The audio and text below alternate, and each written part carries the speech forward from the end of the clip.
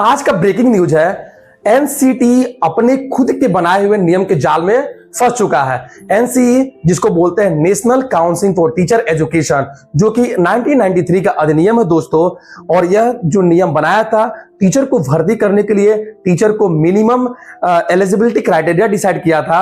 और इसमें बिल्कुल अलग लिखा हुआ है, जो कि माननीय सुप्रीम कोर्ट का जो आदेश है उसके बिल्कुल विपरीत लिखा हुआ है दोस्तों। तो आज मैं आपको बताऊंगा कि कैसे एनसीटी अपने खुद के बनाए हुए जाल में फंस चुका है। NCT national council for teacher education, जो कि 1993 का अधिनियम है, माननीय सुप्रीम कोर्ट के इस पे अपने जो डिसीजन दिया उस पे देने पे मजबूर हो गया, अपने फैसला को बदलने पे मजबूर हो गया दोस्तों। और आज का ये टीटी का big update news. Everyone, welcome to my channel artful science. मैं प्रदीप कुमार डेली की भांति आज फिर से उपस्थित हो गया हूं एक ऐसे न्यूज के साथ जो कि हम शिक्षकों में एक खुशी पैदा करेगा। जैसा कि आपको पता है दोस्तों, मैं डेली अपने चैनल पर एक जेन्युइन, एक रियल और वास्तविक न्यूज लेकर आता हूं। तो जो भी भाई बहन इस न्यूज चैनल से नहीं जुड़े हुए हैं, प्लीज मेरे चैनल आर्टफुल साइंस को सब्सक्राइब कर ले। तो न्यूज को स्टार्ट करते हैं दोस्तों। तो आज का हेडलाइंस क्या है, देखते हैं आगे। TET big breaking news. जैसा कि आपको बता दें दोस्तों, राष्ट्रीय परिषद अधिनियम 1993 यानी एनसीटीई, किसकी बात कर रहे हैं हम लोग? एनसीटीई 1993 की बात कर रहे हैं। That is national council for teacher education 1993 अपनी कही हुई बातों में ही खुद उलझ गया है। आज का एक बहुत बड़ा न्यूज है कि एनसीटी ने जो अपना नियम बनाया था, जो अपना कानून बनाया था, टीचर को किस आधार पे उसको रिक्रूटमेंट करना है, किस आधार पे उसको भर्ती लेना है, वो अपनी कही हुई खुद बातों में उलझ गया है। ये आज का सबसे बड़ा न्यूज है, जो कि हम शिक्षकों को जरूर सुप्रीम कोर्ट से जिताएगा और हम शिक्षकों के पक्ष में सुप्रीम कोर्ट से खबर आएगा एनसीटी का आधार लेकर, अगर हम लोग केस को लड़े। जैसा कि आपको दोस्तों बता दें कि ये आज का बहुत बड़ा न्यूज है। नेक्स्ट पॉइंट पर डिस्कस करेंगे हम लोग कि सुप्रीम कोर्ट में एनसीटी का हलफनामा, यानी सुप्रीम कोर्ट में एनसीटी का हलफनामा क्या है, इसको हम लोग देखेंगे आगे। नेक्स्ट, एनसीटी अपनी बनाए हुए नियम के जाल में बुरी तरह से फंसा।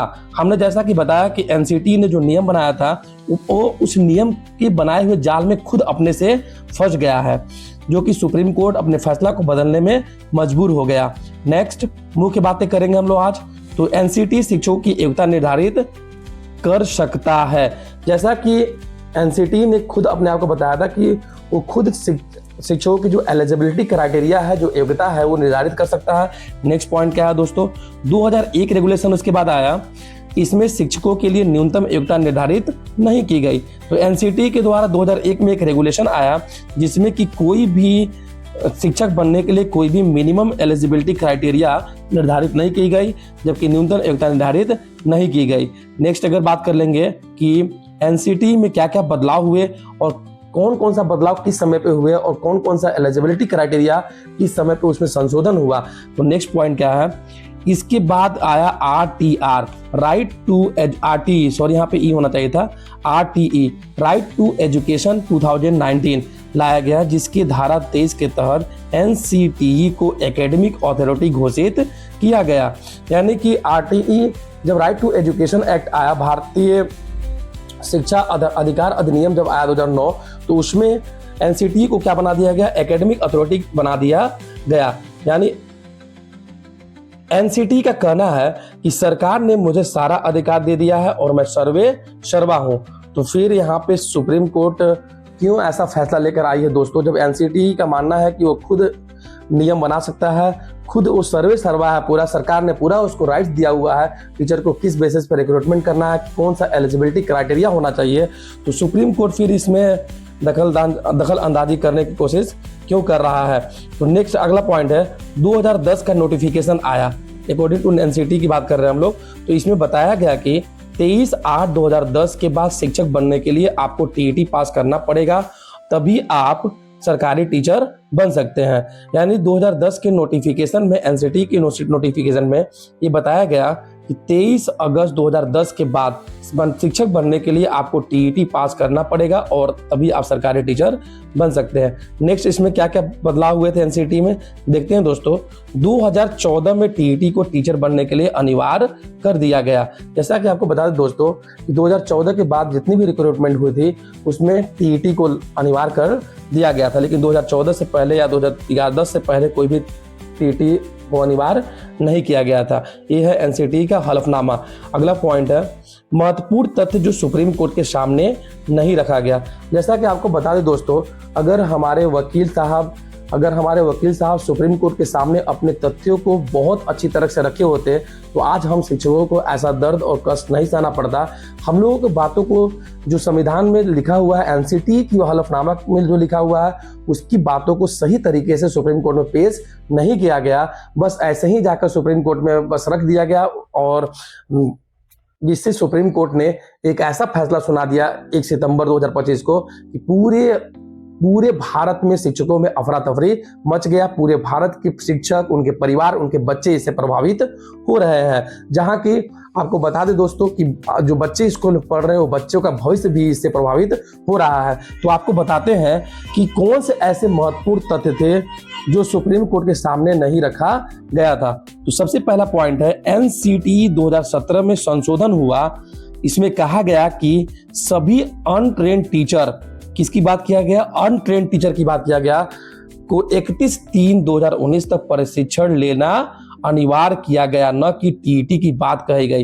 यानी कि साफ साफ इसमें लिखा हुआ है एनसीईटी में कि उसमें संशोधन किया गया 2017 में, और उसमें कहा गया कि जो अनट्रेन्ड टीचर है उनके लिए क्या होगा, अनट्रेन्ड टीचर के लिए आपका प्रशिक्षण लेने की बात कही गई थी, न कि ये बात कही गई थी कि उनको टीईटी देना है। क्या देना है उनको, न तो उनको टीईटी देना है, बस उनको 6 मंथ का, है ना, 6 मंथ का एनओआईएस ट्रेनिंग करा दिया जाए और फिर उनको परमानेंट टीचर बना दिया जाए। ये एनसीईटी में कहा गया, जो कि सुप्रीम कोर्ट के सामने नहीं रखा गया दोस्तों, जिससे आज हम लोग को इतना कष्ट और पीड़ा हो रहा है। नेक्स्ट पॉइंट अगर बात कर लेंगे तो एनसीईटी में कही गई बातों को सही तरीके से सुप्रीम कोर्ट में नहीं रखा गया, जिससे आज हम शिक्षकों को इतना दर्द झेलना पड़ रहा है दोस्तों।